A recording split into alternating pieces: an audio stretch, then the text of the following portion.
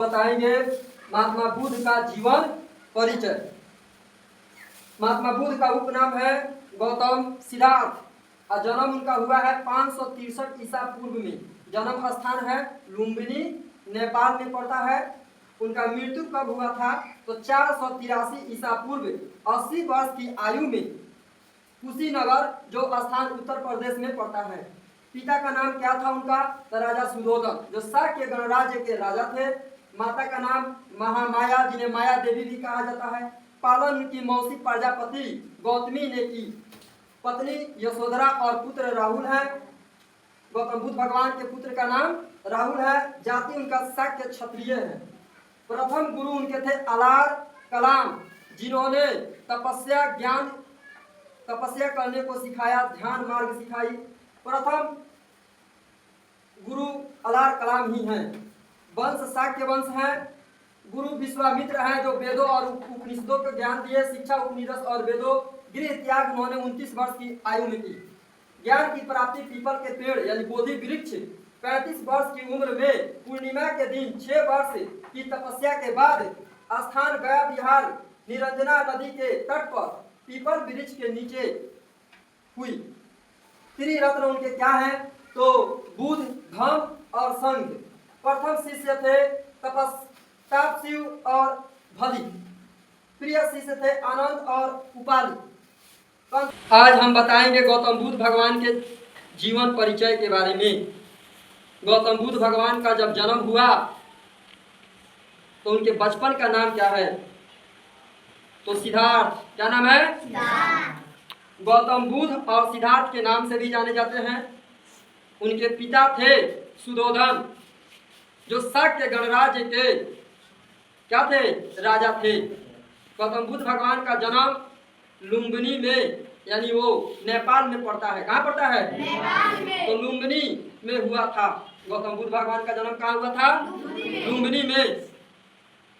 गौतम बुद्ध भगवान के जन्म के बाद उनकी भविष्यवाणी की गई। क्या की गई? भविष्यवाणी की गई। महर्षि असित नामक ऋषि ने भविष्यवाणी किया कि यह लड़का राजकुमार आगे चलकर बहुत बड़े साम्राज्य के पूरे दुनिया पर राज करेंगे, चक्रवर्ती सम्राट बनेंगे या तो एक बड़े तपस्वी मुनि बनेंगे। इस बात को सुनकर राजा सुधोधन के मन में बहुत से प्रश्न उठने लगे कि अगर मेरा लड़का राजकुमार तपस्वी बन जाएगा तो फिर इस मेरा उत्तराधिकारी कौन होगा? इस राज्य का इस शाक्य वंश को आगे कौन बढ़ाएगा? तो उनके लिए अलग अलग ऋतुओं के लिए अलग अलग महल बनवा दिए। महल से बाहर जाने नहीं दिए अमीर। लेकिन सिद्धार्थ जब बड़े हुए क्या हुए तो संयोग से जा रहे थे, नगर में घूम रहे थे। क्या कर रहे थे? घूम रहे थे। तो उन्होंने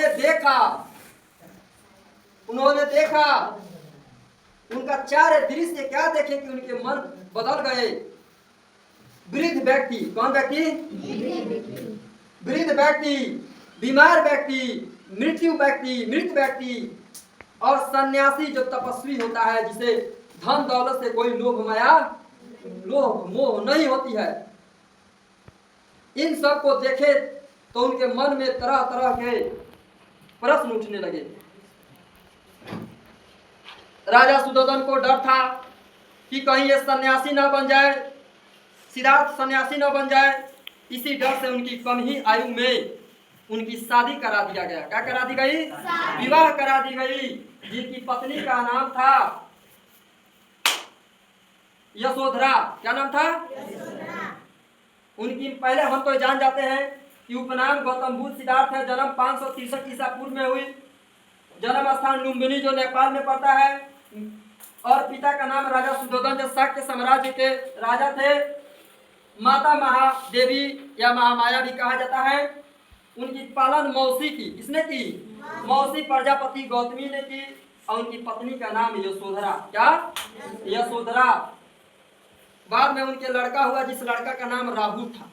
गौतम बुद्ध भगवान के पुत्र का क्या नाम है? राहुल। जाति उनकी क्षत्रिय है, शाक्य है। प्रथम गुरु अलार कलाम है। अलार कलाम है। जब गौतम बुद्ध भगवान के पिता सुधोधन की मृत्यु हो गई तो मृत व्यक्ति की शरीर देखकर गौतम बुद्ध भगवान से रहा नहीं गया। वो तरह तरह के सोचने लगे बातें कि आखिरकार मनुष्य जन्म लेता है, क्या लेता है, और बहुत से बंधनों में बंध कर फिर मृत्यु को प्राप्त हो जाता है। यह जीवन का रहस्य क्या है? इस जीवन को खोज करने के लिए उन्होंने 29 वर्ष की आयु में गिरि त्याग कर दी। क्या की? गिरि त्याग कर दी। गिरि त्याग की घोड़े पर, काती पे उनके घोड़े का नाम था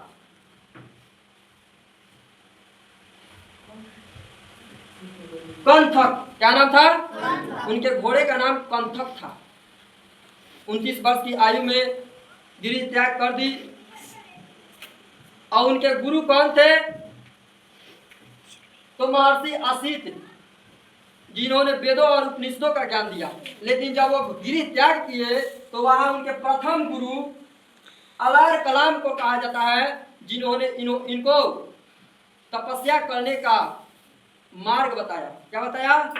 मार्ग बताया कि सन्यासी का जीवन कैसे व्यतीत किया जाता है। ठीक है ना? तो ज्ञान की प्राप्ति उन्हें कब हुई? तब पीपल के पेड़, बोधि वृक्ष के नीचे 35 वर्ष की उम्र में पूर्णिमा के दिन 6 वर्षों की तपस्या करने के बाद उन्हें ज्ञान की प्राप्ति हुई।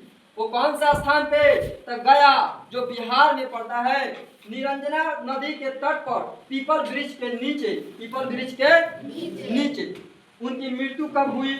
तो 483 ईसा पूर्व 80 वर्ष की आयु में कुशीनगर उत्तर प्रदेश में जो पड़ता है, उनकी मृत्यु हुई। जब वो तपस्या पीपल वृक्ष के नीचे, बोधि वृक्ष के नीचे करते थे, कई कई दिन बीत जाते थे, महीने बीत जाते थे, भूखे प्यासे मूर्छित हो जाते थे। तो बगल में रहने वाले नगर के लोग उन्हें ले जाते थे, स्नान कराते थे, उनकी सेवा करते थे, भक्ति करते थे और उन्हें जलपान भोजन कराते थे। ऐसी ऐसी घटनाएं घटती गई। उन्होंने उपदेश देते गए। उनके प्रथम शिष्य थे तापंसु एवं भली, और उनके प्रिय शिष्य थे आनंद और उपाली। आनंद और उपाली ऐसे ही तपस्या कर रहे थे। तो बोधि वृक्ष के नीचे पतझड़, बसंत महीने का दिन था, पतझड़ गिरी हुई थी।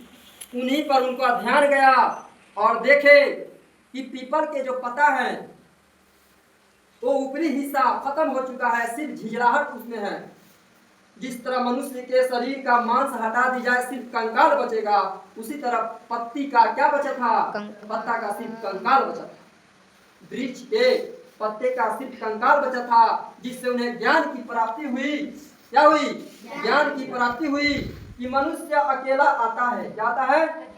अकेला आता है और पता चलता है कि अपने रिश्तों में, बंधनों में बंध जाता है। तो ये माता है, ये पिता है, ये दादा दादी, मौसा मौसी, चाचा चाची, भाई बहन, पत्नी, पुत्र, सारे बंधनों में बंध कर जब उसकी मृत्यु का समय आता है तो फिर वो अकेला चला जाता है। फिर अकेला चला जाता है। तो साथियों, मैं आप लोग से कहना चाहता हूँ कि ये जीवन में हम कितना ही पुण्य और पाप करें, लेकिन कर्म अच्छा करें, धर्म की काम करें, ज्ञान की प्राप्ति करें।